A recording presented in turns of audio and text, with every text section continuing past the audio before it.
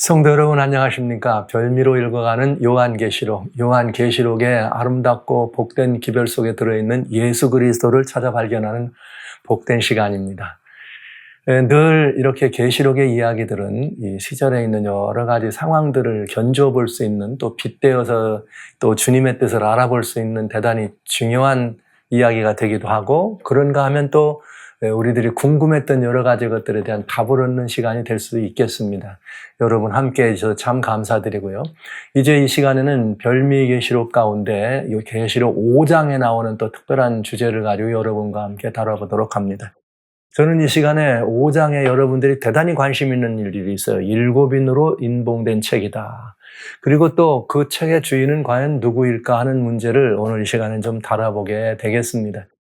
요한계시록은 계속해서 각 장마다 여러분에게 말씀을 드려야 되지만은 매 장마다 이것이 주님이 우리들에게 주시고자 하시는 매우 중요한 내용이 들어있는 장이냐, 아니면 그 내용을 무슨 내용인지를 감지할 수 있도록 우리들에게 미리 보여주신 서문이냐 하는 것을 보게 되죠.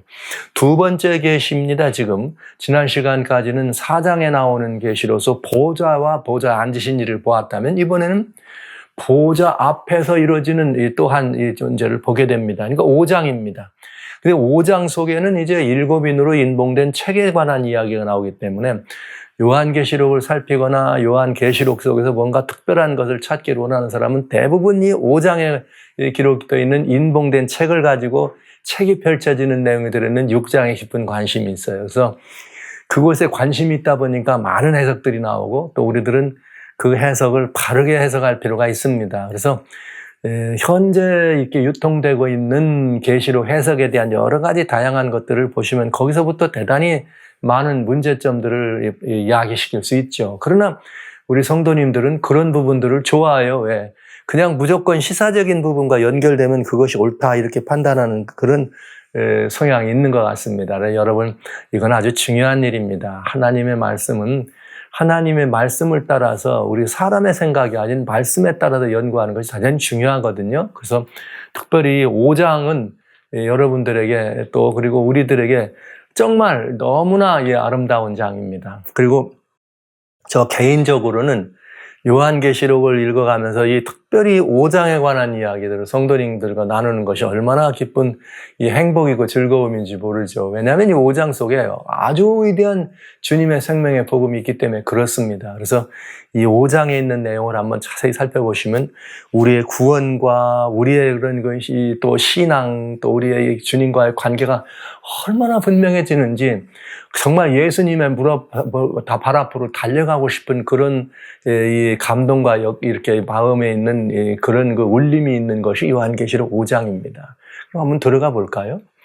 자, 5장에는 7인으로 봉인된 책이 거기에 등장하죠. 그러나 이 5장 속에 실제 주인공은 인봉된 책이 아니라 인봉된 책에 인을 떼는 어린 양입니다. 그러나 지금 이 시간에는 먼저 이 책에 대한 이야기를 좀 보도록 합니다. 계시록 5장 1절에 보면은 내가 보매 보좌에 앉으신 이의 오른손에 책이 있으니 안팎으로 썼고 7인으로 봉하였더라. 또 보매 힘있는 천사가 큰 음성으로 외치기를 인으로 쳐졌으니까 누가 책을 펴며 인을 떼기에 합당하냐 했더니 하늘 위에나 땅 위에나 땅 아래에 능히 책을 펴거나 보거나 하리가 없더라 이렇게 돼 있어요. 그러니까 온 우주 안에는 이 책을 펼 분이 없더라. 그러니까 이 책의 주인이 없더라 이 말이에요. 오로지 한 분을 빼고는. 그래서 그 책이 파져야 되는데 요한이 펴거나 보거나 하기에 합당한 자가 보이지 않기로 요한이 크게 웁니다. 그러니까 이 책은 요한이 보고 울었다는 말은 이 책이 열려야 되는데, 펼쳐져야 되는데 이 책이 안 펼쳐지는 걸 보고 너무 요한이 괴로워서 울었다는 거예요. 크게. 그렇다면 이건 대단히 중요한 책이죠. 무엇과? 우리들과 관련 있는 책이다 하는 얘기가 될 수 있겠습니다. 그랬더니 장로 중 하나가 24장로예요. 장로 중 하나가 말하되 울지 마. 유다 지파의 사자 다윗의 뿌리. 누구죠? 유다 지파의 사자 다윗의 뿌리는 누구예요? 예수 그리스도. 그가 이겼으니 이 책과 7인을 떼시리라 하더라. 제가 여기를 안 읽으면 이 책을 인을 뗄 자가 없다고 하는 말로 그냥 맞춰지게 될까 봐서 아쉬워서 여기까지 먼저 읽습니다. 그래서 여기 한 책이 있었습니다. 이 책은 어떤 책이었느냐? 7인으로 인봉된 두루마리요, 이 책이었습니다. 그런데 이 책의 안팎으로 뭔가 내용이 써져 있는 거죠. 그러면서 이 책의 인을 떼어야지만, 인을 이렇게 떼어야지만 되는데, 그래야 이 책의 내용을 알 수가 있으니까요. 인을 뗄 자가 없어서 요한이 크게 울었더니 장로 중에 하나가 걱정하지 마.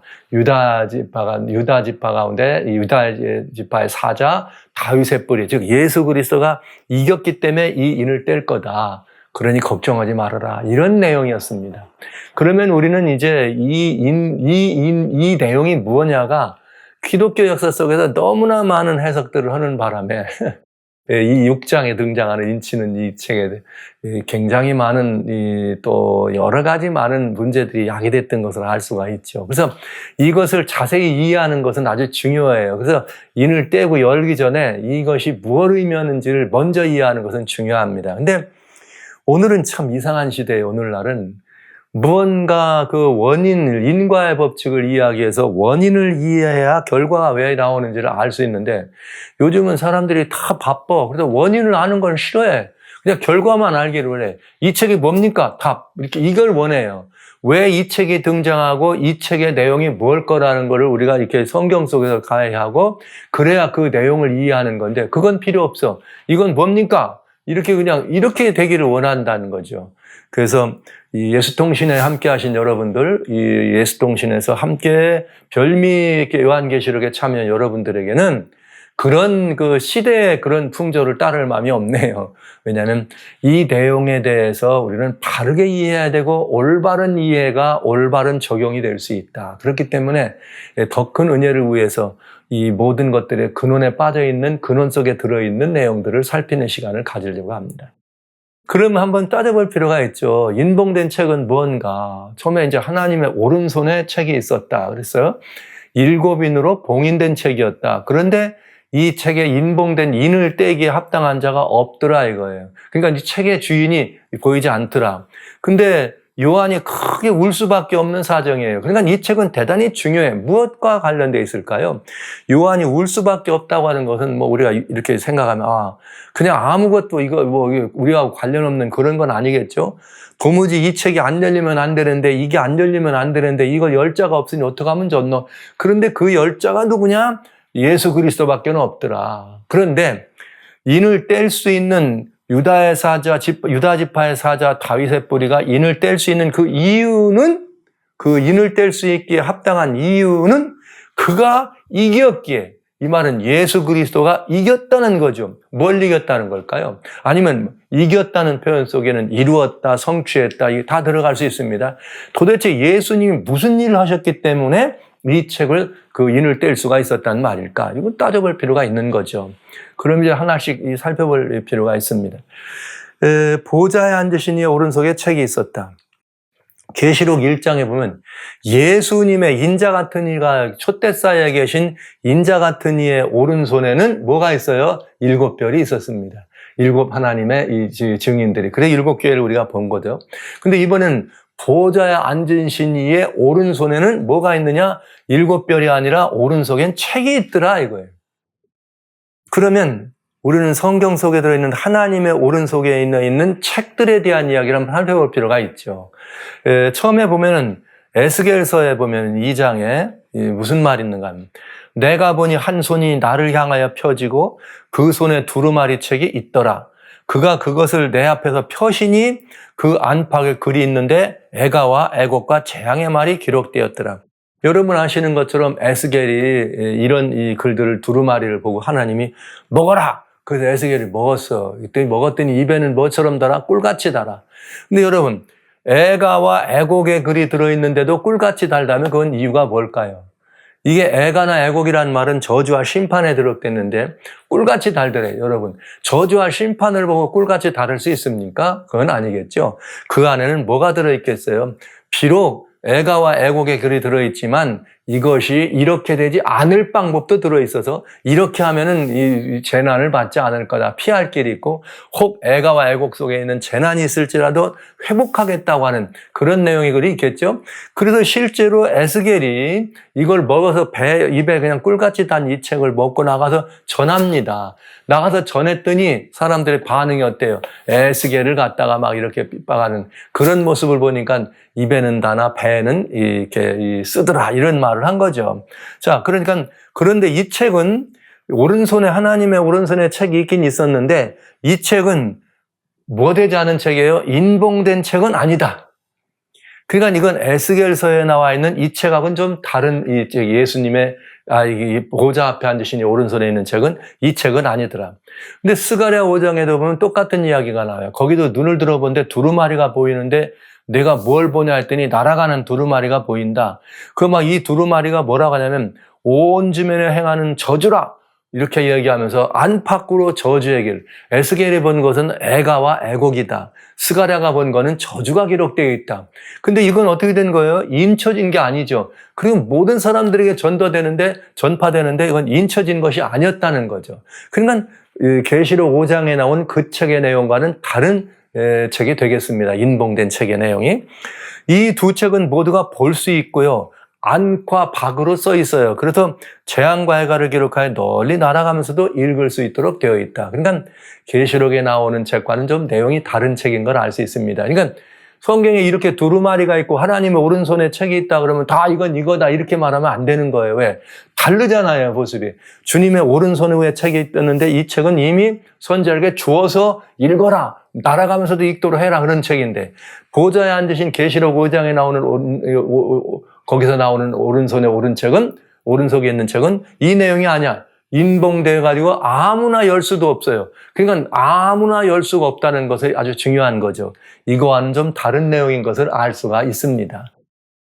그런데 이렇게 돼 있어요.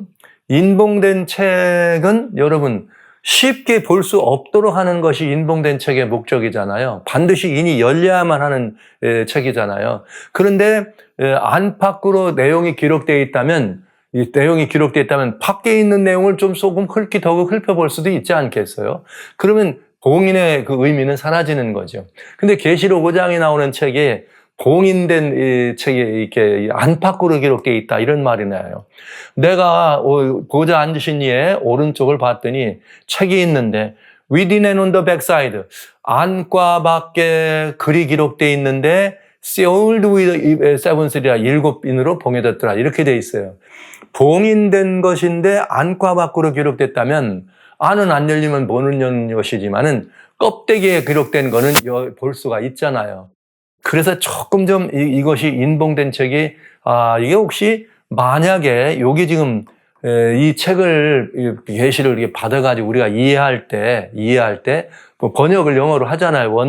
원서를 번역 이게 다 구두점이 없는 이런 내용들을 읽을 때 혹시 여기에 안과 밖으로 기록된 요게 만약에 요 밖으로 여기로 기록되어 있더라면 요 밖에 있었다면은 여기 이 안에는 기록되어 있었고 밖에는 7인으로 인쳐졌다. 요렇게도 볼 수 있겠다. 뭐 그냥 이 논리의 근거상 이 가능성 있는 얘기를 여러분에게 드린 거고 여하튼 이 봉인된 책의 목적은 인봉됐다는 말은 함부로 읽을 수 없는 책이었다 이런 거예요.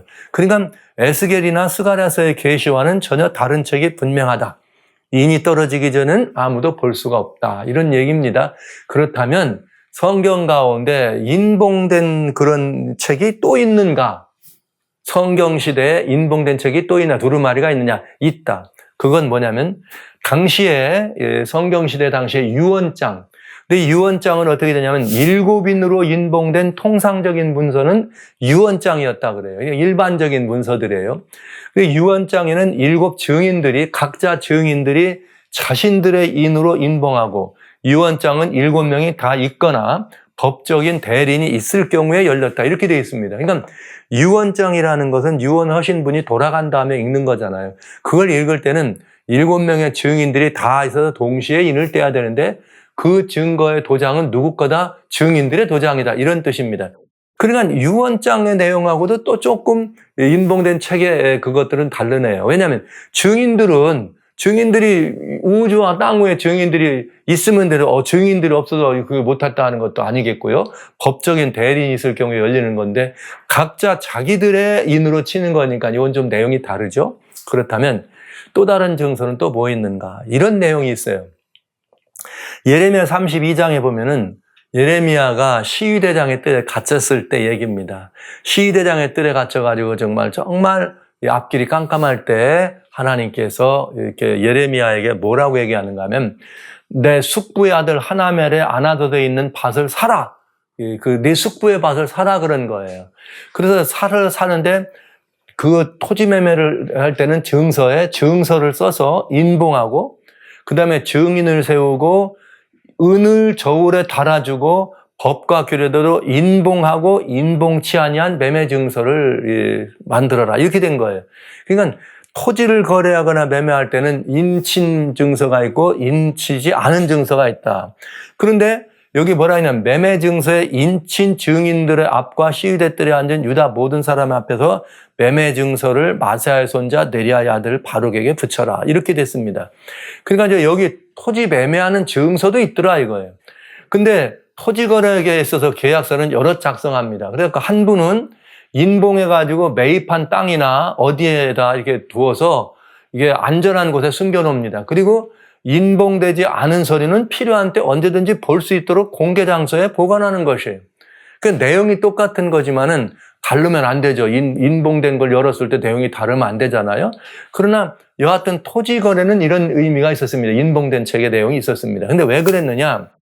토지는 원래 예레기 25장에 보면 신현에 관한 이야기가 있을 때 원래 토지는 하나님의 소유이기 때문에 사거나 팔거나 못하게 돼 있어요. 그래서 살다 보면 힘들어가지고 토지를 팔 경우가 있잖아요. 팔면 이 토지를 판 사람은 만약에 자기가 이걸 물을 힘이 없으면 다음번 희년이 올 때까지 기다렸다가 희년이 되면은 토지 원래 주인에게 돌아갑니다. 원래 주인에게 돌아가는 거예요. 또 중간에 만약에 자기가 내가 이게 이 토지를 팔았지만 돈을 많이 벌어서 어떻게 해요? 그 토지를 다시 물을 수도 있어요. 그리고 또 내가 그런 걸 할 수 있는 힘이 없으면 가장 가까운 일가 친척이 토지를 대신 물려줄 수가 있어요. 그냥 돈을 지불해 준다는 거죠. 그 대표적인 사례가 왜 그 나오미와 그 며느리 룻이 있었죠. 그래가지고 보아스에게 이렇게 가가지고 보아스가 나오미와 룻에게 땅을 물려주는 일이 있어요. 룻기에 나오면 그렇게 일과 가장 가까운 권속이 그것을 물려주는 경우가 있다. 그런데 이렇게 물려주거나 원래 주인에게 돌아가려면 뭐가 필요해요? 증서가 필요해요. 뭐냐? 증서는 뭐가 있겠어요? 이 토지는 누구의 소유라. 원래 소유주가 거기에 누군가를 정해져 있겠죠. 토지 값을 갚는 거니까 갚아야지만 돌아가는데 희년이 되든지 아니면 어떻게 하는 거예요? 이렇게 이게 가족이 물려줄 때. 그럼 그 안에 가장 대표적인 게 뭐예요? 이 토지가 원래 소유주가 누구였다는 거. 그 다음에 원래 소유주가 누구였는데 이게 누구에게 얼마에 팔렸다는 거. 이런 게 돼 있는 거죠. 그래서 만약에 이 값을 갚든지 아니면 희년이 오면 어떻게 된다는 거예요? 다시 원래 주인에게로 돌아간다는 거. 이런 내용들이 여긴 반드시 들어있어야 된다. 이게 토지 증서예요. 그래서 이 토지 증서가 원래 주인에게 돌아갈 때가 되면 어떻게 되는 거예요? 증인들 앞에서 이걸 떼야 되는 거죠. 증인들 앞에서 이걸 떼는데 문제는 뭐냐면은 이 증인들이 누구냐면 증인들 앞에 떼야 되는데 이게 이 토지의 그 값을 물려준 주인이 토지 값을 물려줬거나 이런 모든 증서가 있어야 되잖아요. 매매를 할 때는. 근데 그런 부분들이 들어있는 것이 또 다른 인봉된 책이었다는 걸 볼 수가 있네요. 그렇다면 이제 4가지 경우를 지금 보았어요. 에스겔서에 그다음에 스가랴서. 그럼 에스겔서나 스가랴서는 봉인된 책이 아니고 하나님의 오른손에 있었지만 봉인된 책이 아니기 때문에 그거는 여기에 계시록에 나오는 인봉된 책하고는 좀 내용이 다르구나 알 수가 있겠고요. 그다음에 인봉된 책에는 유언장이든지 토지의 거래 매매 증서인데 유언장은 뭐 이렇게 돌아가신 분이 죽고 나면 어떤 것들을 이렇게 해주는 거지만은 죽고 나면 해주는 거지만은 토지의 매매 증서는 어떻게 그 증서가 기업을 무르거나 희년이 돼서, 즉 어떤 형편이든 대가를 치러야지만 이것은 돌아가게 돼 있는 거예요. 여러분, 희년이란 말은 50년 만에 한 번씩 오는 이스라엘의 희년이지만 그 희년의 상징은 뭐냐? 결국은 희년은 모든 인류를 위한 죄값을 메시아가 오셔서 지불하면 그든 모든 인류는 어디로 돌아간다? 원래 그런 자격을 회복할 수 있다라고 하는 것을 예표를 해서 주신 것이 희년입니다. 그런데 그 희년에는 땅이 돌아가는 것이 가장 제일 먼저예요. 그 다음에 뭐 종들이 돌아가고 무슨 뭐 노예됐던 자가 돌아가는 것도 희년이 되겠죠. 자, 그러면 인봉된 책의 이제 내용을 찾아서 본다면 우리는 좀 볼 수가 있습니다. 하나님의 오른속에 있는 책은 아까 보신 에스겔이나 스가랴와 같은, 그 다음에 7인으로 인봉된 책은 유언장이나 혹은 거래문서였다. 그런데 중요한 건 계시록 5장에는 이 인을 뗄 자가 없다 이렇게 됐으니까 인을 뗄 자가 없다고 하는 말은 대단히 중요한 거예요. 뭔가 이 토지문서와 같은 이런 증인이 있어가지고 했으면 좋은데 왜 인을 떼기에 합당할 자가 없다고 그랬을까? 즉 자격이 있어야 되는 거죠. 이거 인을 떼려면 자격이 있어야 되는데 그 자격은 뭐예요? 아까 여기 이런 책들은 증인이든지 아니면 그 책의 주인이든지 둘 중에 하나겠죠. 그런데 여기 한번 보면 본인이나 가족이나 대리인이 열 수 있는데 계시의 인봉택은 열 자가 없더라. 그게 이 문제인 거예요. 도대체 이걸 열 수 있는 것은 누구냐? 이 책의 주인밖에는 없는데.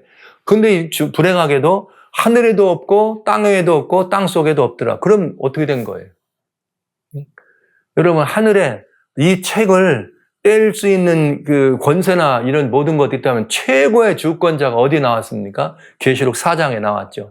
그런 그 최고의 주권자가 오른손에 그 책을 가졌습니다. 그렇다면 이 책을 인을 뗄 수 있으면 누구는 인을 뗄 수 있어야 돼요? 최고의 주권자는 뗄 수 있어야 되잖아요. 그런데 성경은 뭐라고 되어 있어요? 하늘 위에도 없다 그랬어요.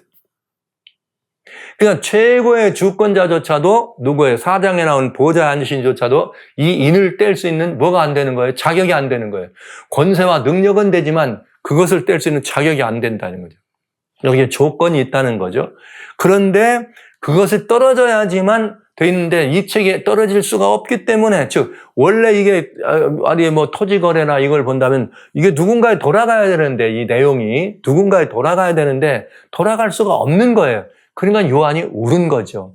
그랬는데 뭐라 그래요? 예수님, 예수 그리스도, 유다 지파의 자손 사자 다윗의 뿌리가 인을 뗄 수 있다. 즉 예수님만이 이 인을 뗄 수 있다 이렇게 돼 있는 것입니다. 그렇다면 온 우주 안에 아버지도 천사도 누구도 안 되고 예수님만 이 인을 뗄 수 있다면 이건 내용이 다른 거죠. 뭔가 좀 내용이 전혀 다른 것이고 아주 중요한 게 분명합니다. 그런데 유다 지파의 사자 다윗의 뿌리가 이 인을 뗄 수 있는 이유는, 이 인을 뗄 수 있는 이유는 그가 뭐였기 때문에? 이겼기 때문이다 이거죠. 여러분, 그러면 예수님이 이기셨다 그래서 예수님이 이기신 게 뭘까? 근데 여기에 증서와 관련되어 있는 예수님이 이기신 일이 무엇일까? 우리 한번 생각해 볼 수 있습니다. 자, 예수님이 이기신 것은 무엇일까? 그리스도만 책을 열 자격이 있는데 그 자격은 무엇 때문이다? 이겼기 때문이 그렇다. 이거 이겼기 때문에. 그럼 예수님이 이기셨는데 예수님이 무엇을 이기셨기 때문에 그분에게만 자격이 있는가? 요거 아닙니까? 그렇다면 우리 한번 따져보면 됩니다. 자, 보시죠. 예수님이 이기신 게 있어요. 예수님이. 분명히 예수님이 이기신 게 있는데 그건 뭐냐?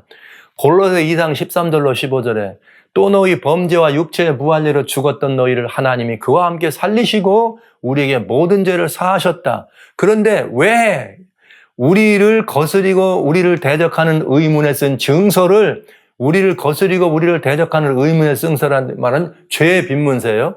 죄의 빈문서를 도말하시고 제하여 버리사 십자가에 못 박으시고, 와우. 그러면 예수님이 십자가에서 달려 돌아가셨다는 이 사실은, 돌아갔다는 사실은 우리를 거스리고 우리를 대적하는 죄의 빈문서를 못 박은 것과 같다. 그러니까 죄의 빈문서를 대신해서 예수님이 돌아가셨다. 이 말은 빈문서니까 갚아야 될 것이 있다는 거죠. 그러니까 예수님이 돌아가심으로 말미암아 빈문서의 빚을 어떻게 된 거예요? 갚은 것이 되는 거죠. 어디서? 십자가에서.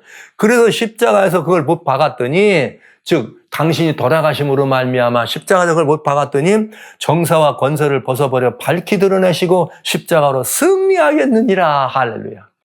예수님이 승리하셨느냐. 주님은 요한복음 16장 33절에 내가 세상을 어떻게 했느냐 이겼다라고 주님은 직접 말씀하십니다. 그런데 뭐라고 말씀하셨느냐. 이기신 이유는 우리의 모든 죄와 관련된 죄의 빈문서를 예수님이 십자가에다 못 박고, 즉 자신이 십자가에 돌아가심으로 죄값을 갚아서 빚이니까 그 빚값을 갚았더니 어떻게 된 거예요? 십자가도 박았더니 정사와 권세를 벗어버렸다. 어둠의 세상 주권자죠. 여기 정사와 권세는 어둠의 세상 주권자예요. 이런 그 사망과 이거 모든 권세를 가지고 자지행제한다고 하는 그런 사단과 흑암에 가진 어둠의 주권자를 어떻게 한 거예요? 십자가에서 빚문서를 갚았으니까 이 사람들이 이 정사와 권세가 어떻게 되는 거예요? 더 이상 주권 행사를 할 수가 없어. 자기가 뭐 사망 권세를 아니면 뭐 죄 이런 모든 걸 가지고 인류는 죄의 삭신 사망을 죽어야지 죽는다더니 왜 안 죽어? 이렇게 할 수 있는 모든 일들을 어떻게 되나 벗었다. 그래서 예수님이 십자가에서 어떻게 했다? 이기셨다 이 말이에요. 그러니까 예수님이 이기신 이것은 뭐예요? 인류를 죄로부터 구속, 죄값을 갚으시고 우리를 구원하시기 위하여 예수님이 십자가에 돌아가시고 그러므로 말미암아 우리는 죄로부터 벗어나게 되고 죄의 권세를 가지고 우리를 주권하려고 했던 어둠의 주권자들은 어떻게 된 거예요? 거기서 무장 해제된 거죠. 여러분 이건 대단히 중요한 거예요. 실제 이 말씀을 제가 드려야 되는 이유는 십자가에서 정사와 권세를 벗어버리고 승리하셨다는 말은 더 이상 사단은 죄의 빈문서를 가지고 우리들을 사망 권세를 가지고 어떤 여러 가지 이런 권세들을 가지고 어둠의 권세를 가지고 우리들을 뭐 할 수 없어요. 우리를 주관할 수 없습니다. 왜? 예수님이 그 죄값을 갚고 십자가에서 못 박아버리시고 그 값을 갚았기 때문에 우리는 그런 모든 것들로부터 해방된 것이에요. 예수님이 뭐해서 이기셨기 때문에.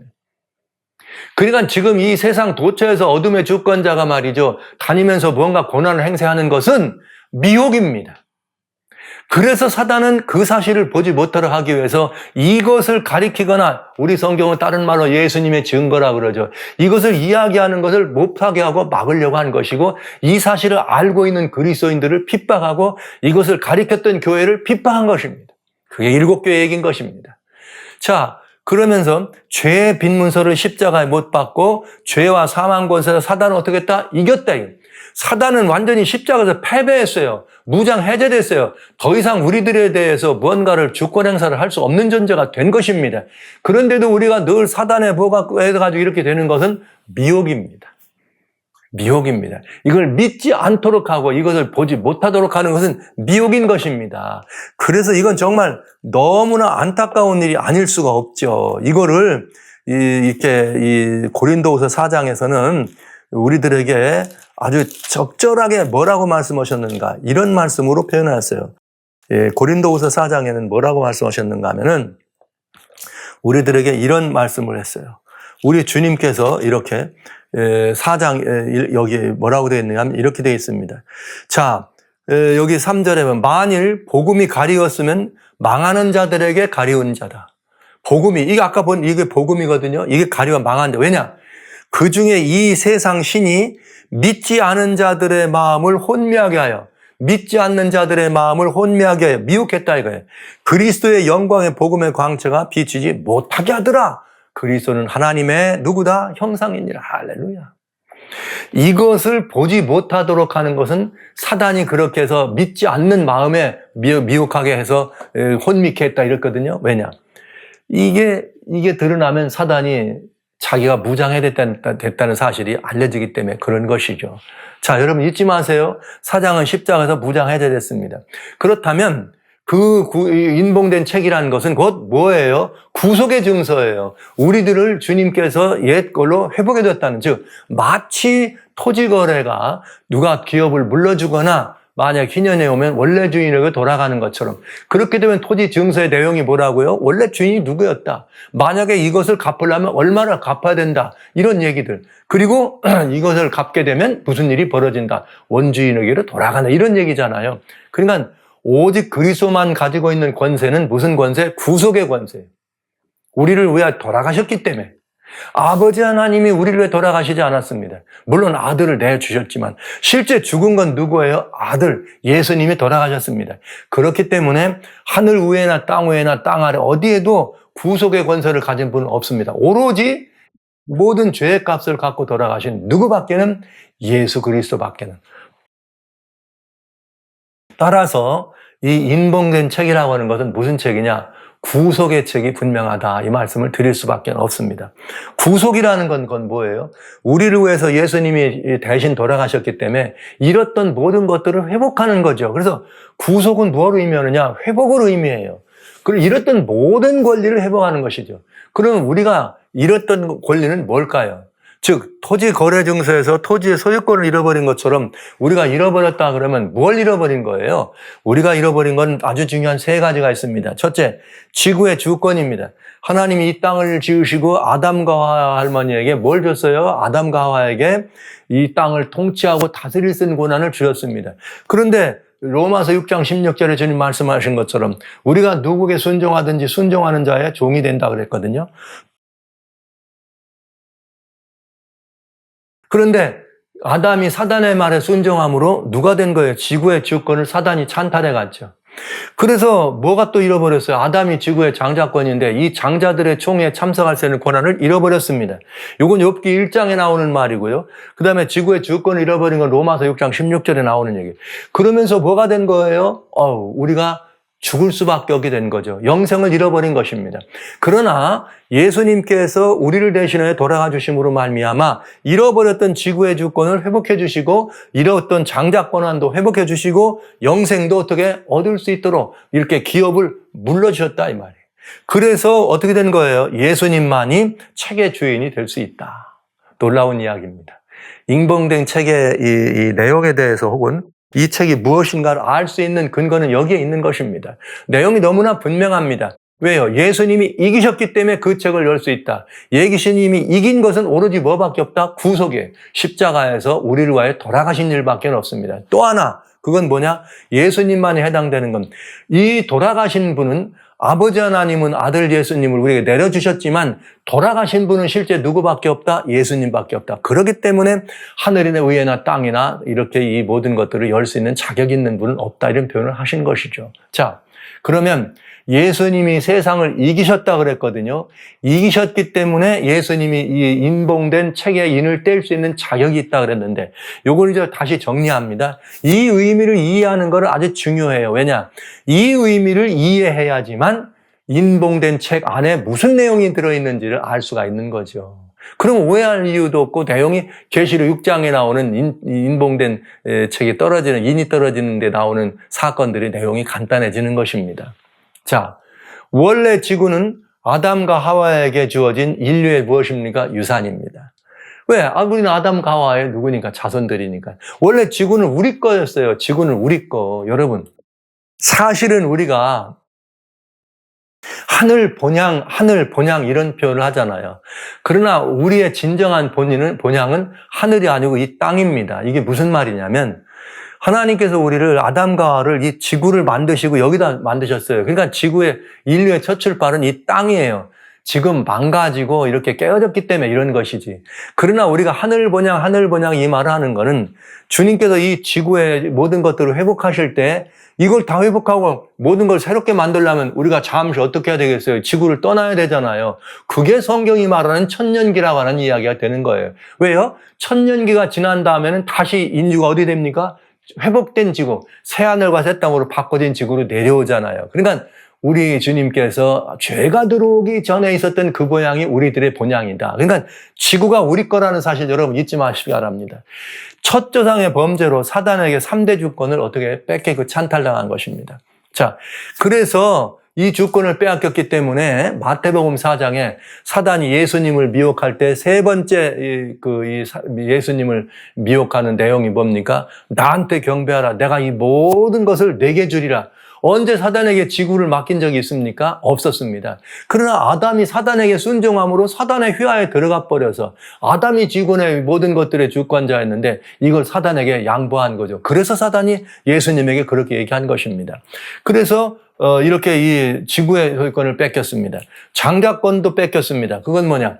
욥기 1장에 보면은 사단이 하늘은 어떻게 해요? 이 우주의 장자들이 하나님 앞에 나갈 때 지구를 너 어디서 왔니? 그때 땅에서 왔습니다. 그러니까 땅의 대표, 지구의 대표로 사단이 참석하는 것을 우리는 보게 된 거죠. 그리고 이 주권을 나중에 회복했다고 하는 사실이 어디에 들어있는가? 히브리서에 보면, 히브리서 12장에 보면, 우리들이 올라간 것은 히브리 12장에 20절부터 24절에 보면 무슨 말이 나오는가 하면, 우리가 잃은 것은 하나님의 하늘의 예루살렘과 장자들의 총회와 이렇게 돼. 그러니까 회복됐다는 얘기죠. 그러니까 잃어버렸던 장자권을 회복한 것이. 그 다음에 우리는 지금 생명나무 여기에 나가는 이 문이 닫혔잖아요. 그러나 예수님을 영접해 드리는 순간 우리는 어떻게 되는 거예요? 하나님의 아들로 영원한 생명을 회복하는 영생권을 우리들이 회복할 수 있습니다. 그러니까 3대 주권을 빼앗겼어요. 사단에게. 그래서 땅을 원리 주인에게 줘야되는 친척의 기름이 있듯이 기업물을 짜가 되려고 예수님이 인류에 누구로 오셨는가? 맏형님으로였습니다. 자, 이게 어디 있어요? 로마서 8장에 보면 30절에 뭐라고 되어 있습니까? 하나님이 우리들이 다 하나님의 아들을 본받게 하기 위해서 아드님 예수님을 우리의 무엇으로? 맏아들. 우리의 맏아들로 이 땅에 보내셨다 그랬어요. 그러니까 우리의 맏형님이 되셔서 우리의 기업을 물러줄 수 있는 자격을 가지시고 오셔서 돌아가셨고, 왜냐? 예수님이 창조주이기 때문에 우리의 모든 것들을 감당하실 수 있는 권세로 하실 수 있는 분이지만 그리 안 하셨습니다. 예수님은 우리의 누구로 온 거예요? 기업 물을 자로 오신 거죠. 이것은 에베소 1장 4절로 5절에 처음부터 인류를 만드실 때부터 어떤 일이 있는가? 예수님 안에서 우리를 택하시고 예수님의 사랑 안에서 우리를 미리 정하셔서 어떻게 한 거예요? 예수 그리스도로 말미암아 그의 구속 1장 7절에 구속으로 말미암아 우리가 어떻게 되는 거예요? 하나님의 아들이 되는 거예요. 그렇게 되도록 정해진 것이기 때문에 처음부터 이것은 하나님과의 약속이었습니다. 그러니까 인봉된 책은 어떤 내용이냐? 인봉된 책의 내용은 어떤 거냐? 이런 내용을 유추해 볼 수가 있죠. 인류를 창조할 때 처음에 인류가 범죄할 걸 아셨잖아요. 그러면 하나님이 안 만드시면 될 걸 인류가 범죄할 걸 알면서도 왜 만드셨느냐? 아드님이 어떻게 하는 거예요? 에베소 보니까 내가 이 모든 죄를 담당하겠습니다. 이거잖아요.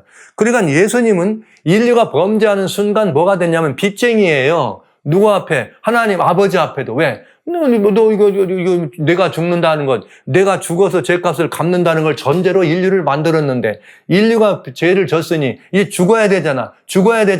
하와 할머니가 선악과 열매를 먹는 순간 예수님은 그때부터 빚쟁이가 되신 거예요. 사단은 계속 어떻게 합니까? 죽는다더니 이렇게 얘기한 거죠. 그런데 예수님이 실제 십자가에 돌아가셔 주셨으니까 사단이 더 이상 어떻게 한 거예요? 더 이상 예수님께 죽는다든지 이 말 할 수 없잖아요. 그래서 골로새서에 아까 읽으신 것처럼 십자가에서 다 못 박아버리고 정사와 권세를 벗어버리고 이기셨다는 말씀을 하신 것입니다. 놀라운 이야기죠.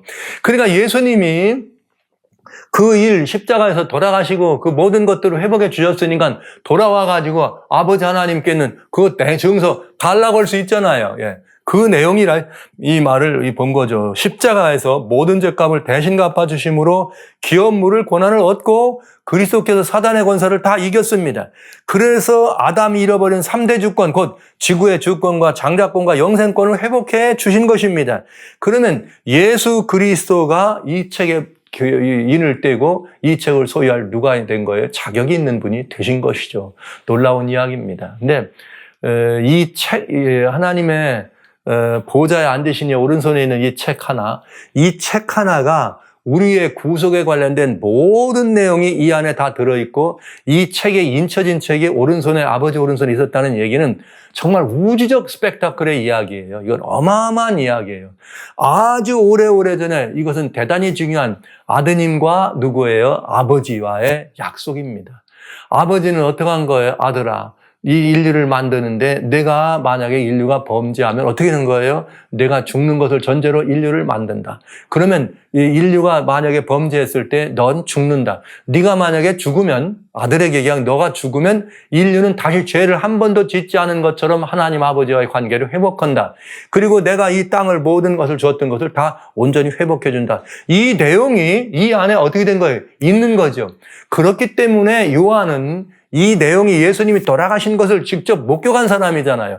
그러니까 예수님이 말이에요. 일찍 죽임을 당한 것 같은 어린 양이라고 하는 다음 시간에 보겠습니다만 예수님이 이 책을 받아서 이 인을 떼야지만 이 인 안에 뭐가 들어있는 거예요? 원래 소유를 이 소유자에게 돌아가는 것이고 원래 소유주가 누굽니까? 예수님이 모든 것들의 원래 소유주, 창조주권도 있으셨지만 예수님이 우리를 어떻게 하신 분이에요? 피로서 사셨습니다. 우리는 주님의 피로사, 고린도전서 6장 19절에 우리가 주의 성령이 거하는 정이다. 왜냐? 20절에 그가 우리의 모든 것을 피로 사셨다 이게. 값으로. 그러니까 이 모든 주권이 예수님이 가지신 거죠. 그러니까 이 증서의 주인도 예수님이 된 거죠. 이 인을 떼면 인 안에는 뭐가 있겠어요? 옛날 오리지널 그 회복되긴 모든 이전으로 돌아가야 된다고 하는 권리가 그 안에 포함되어 있다는 것이죠. 그것이 선포되는 것이 인류에게는 희망입니다.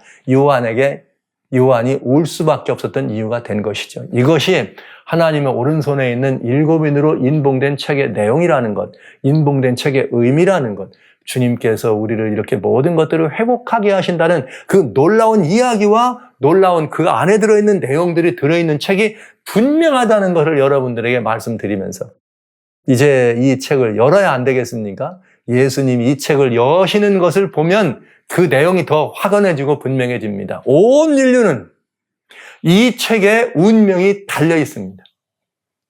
이 책에 인이 떨어지지 않으면 요한이 울었던 것처럼 우리는 정말 울어야 되는 거죠. 이건 정말 암담한 상황이 되는 거죠. 그러나 너무나 다행스럽게도 인류의 구주신 예수께서 이기시고 이 인을 뗄 수 있는 자격이 있고 이제 드디어 이 인을 떼는 사건이 벌어진다는 것은 너무나 큰 희망인 것입니다.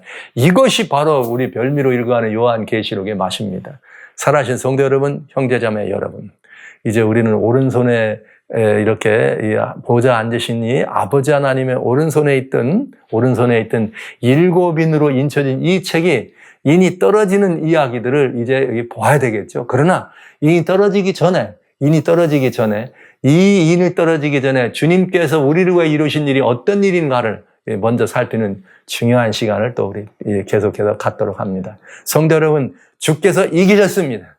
우리 주님이 이기셨습니다. 우리는 요한이 울은 것처럼 울 이유가 없습니다. 왜냐하면 우리 주님이 인봉된 책의 인을 뗄 수 있는 자격이 있는 분이요, 권세를 가진 분이요, 인봉된 책의 주인이시기 때문에 그렇습니다. 여러분이 흥미진진한 계시록의 이 별미 계시록이 이제 또 인이 떨어지는 사건을 향해서 한 걸음씩 더 다가가도록 그렇게 하겠습니다. 여러분 그 놀라운 정말 우주적 스펙타클에서 엄청난 사건의 그런 한복판으로 여러분들을 초대합니다.